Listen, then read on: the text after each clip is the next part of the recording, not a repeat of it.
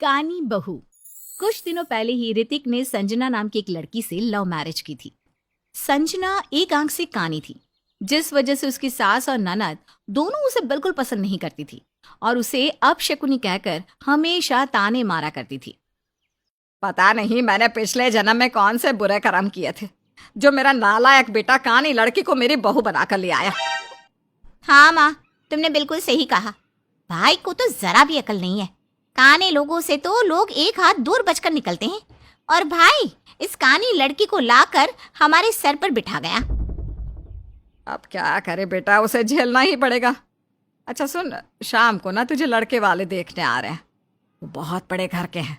तू पार्लर जाकर अपना ये हुलिया ठीक कर ले। मैं चाहती हूँ एक ही बार में तू लड़के वालों को पसंद आ जाए।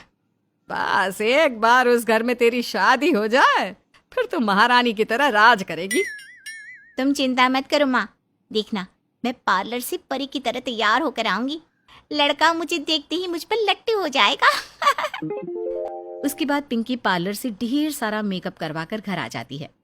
दूसरी तरफ नंदा बाजार से पिंकी के लिए एक बहुत ही महंगी ड्रेस खरीद कर ले आती है। देखते ही देखते शाम हो जाती है।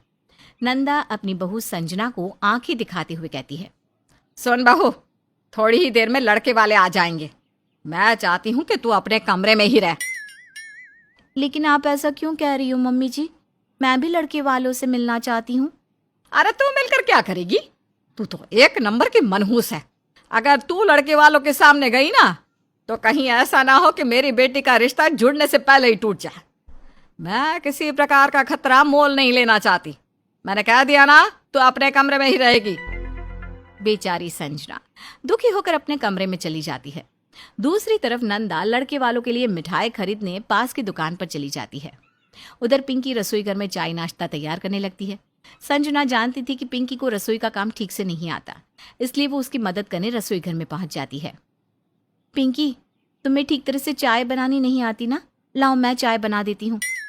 उसके बाद संजना चाय बनाकर कमरे में वापस चली जाती है। थोड़ी देर बाद लड़के वाले वहां आ जाते हैं। नंदा लड़के वालों के सामने अपनी बेटी पिंकी की तारीफों के पुल बांधना शुरू कर देती है। अब क्या बताऊं, मेरी बेटी इतनी गुणवान है कि सारा मोहल्ला उसकी तारीफ करता है। अरे पिंकी बेटी, जल्दी से चाय लेकर तो आओ। पिंकी मुस्कुराते हुए चाय लेकर हॉल में दाखिल होती है, लेकिन तभी अचानक टाइल्स के ऊपर उसकी सैंडल का हिल फिसल जाता है और वो गर्मा गर्म चाय लेकर धड़ाम से गिर पड़ती है। गिरते ही पिंकी के सामने के 2 दांत टूट जाते हैं।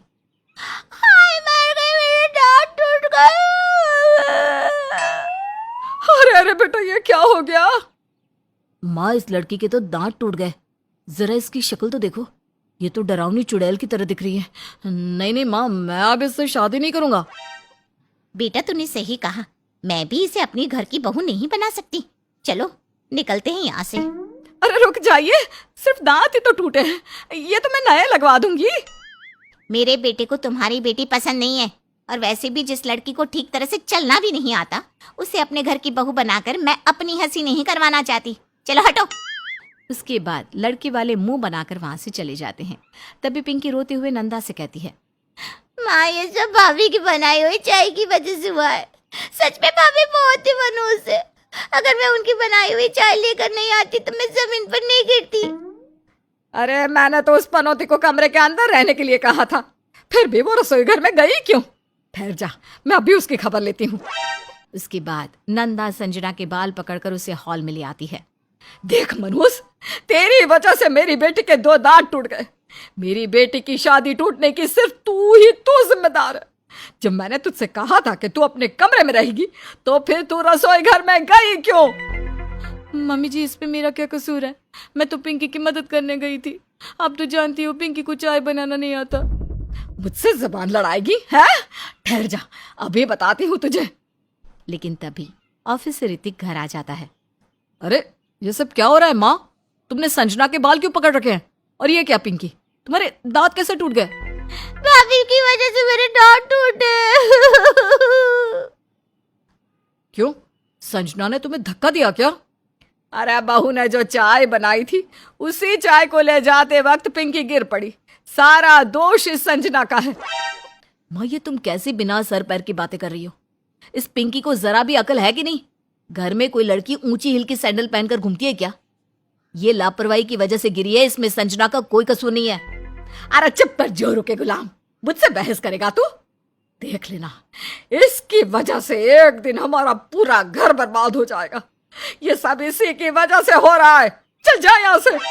ऋतिक नाराज होकर अपनी पत्नी संजना को लेकर कमरे में चला जाता है। इस तरह घर में जो भी गड़बड़ होती उसका सारा दोष दोनों माँ बेटी संजना पर डाल देती थी। फिर कुछ दिनों बाद दिवाली का त्योहार आ जाता है। नंदा और पिंकी दोनों संजना को पूजा नहीं करने देती। जब ये बात ऋतिक को पता चलती है तो वो लक्ष्मी माँ की एक मूर्ति लाकर संजना के साथ अपने कमरे में ही पूजा करने लगता है। तभी सामने सड़क पर पटाखे फोड़ रहे लड़कों में से एक लड़का गलती से रॉकेट नंदा के घर की ओर छोड़ देता है। रॉकेट हॉल में दाखिल होकर पर्दों के ऊपर जा गिरता है, जिस वजह से वहां आग लग जाती है और देखते ही देखते पर्दों के साथ साथ हॉल में रखा सोफा भी जलने लगता है। हे भगवान, ये कैसा अनर्थ हो गया? आज इतने शुभ दिन मेरे घर में आग लग गई। अरे कोई बुझाओ इस आग को। फिर आस पड़ोस के लोगों की मदद से वो लोग आग बुझाने में कामयाब हो जाते हैं। ये कानी भाभी जब तक इस घर में रहेगी ना, तब तक हमारा घर इसी तरह बर्बाद होता रहेगा। भाई तुम इसे इसी वक्त धक्के मारकर घर से बाहर भगा दो। अपनी बकवास बंद कर पिंकी। हर बात का दोष तुम दोनों संजना के ऊपर क्यों डाल देती हो? संजना ने तो ये आग नहीं लगाई। तभी मोहल्ले की एक औरत कहती है, अरे ऋतिक बेटा, बड़े बुजुर्ग जो कह गए हैं वो बातें बिल्कुल सही है। कानी लोगों से हमेशा दूरी बनाकर रखनी चाहिए, लेकिन तू तो कानी लड़की को अपनी पत्नी बनाकर ले आया। अरे ये तो कुछ भी नहीं है। तू देखता जा, कुछ ही समय में तेरा पूरा घर बर्बाद हो जाएगा और तुम सब सड़क पर आ जाओगे। चंपा चाची, अपनी नसीहत अपने पास रखो। मैं इन अंधविश्वासी बातों में पड़कर अपनी पत्नी को घर से नहीं निकालने वाला। और माँ, तुम दोनों ने संजना का जीना हराम कर रखा है, इसलिए मैंने फैसला लिया है कि अब मैं अलग रहूंगा। तुम इसी वक्त मेरा हिस्सा बांट दो। वैसे भी ये घर दादाजी का बनाया हुआ है, मुझे मेरा हिस्सा लेने से कोई नहीं रोक सकता। ऋतिक की ये बात सुनते ही दोनों माँ बेटी के पैरों तले जमीन खिसक जाती है। तभी पिंकी धीरे से नंदा के कान में फुसफुसाकर कहती है, अरे माँ, अगर भाई ने हिस्सा ले लिया तो फिर हमारा क्या होगा? घर तो इसी के पैसों से चलता है, इसलिए हमें वक्त की नजाकत को देखते हुए पार्टी चेंज कर लेनी चाहिए। मैं समझ गई बेटा। उसके बाद नंदा झूठ मूठ रोते हुए संजना को गले लगा लेती है। मुझे माफ कर दे बहू, मैंने अंधविश्वासी बातों में पड़कर तुझ पर बहुत अत्याचार किए हैं, लेकिन आज के बाद मैं तुझे अपनी बेटी से भी ज्यादा प्यार करूंगी। मैं तुम दोनों के बिना नहीं रह सकती। ये सुनकर संजना बहुत खुश होती है। इस तरह से सब कुछ शांत हो जाता है और सभी अपने कमरे में चले जाते हैं। लेकिन पिंकी और नंदा की चालबाजियों के आगे आखिर उस घर की शांति कब तक टिकी रह सकती है? इस बात का पता तो हमें कुछ समय बाद ही चलेगा।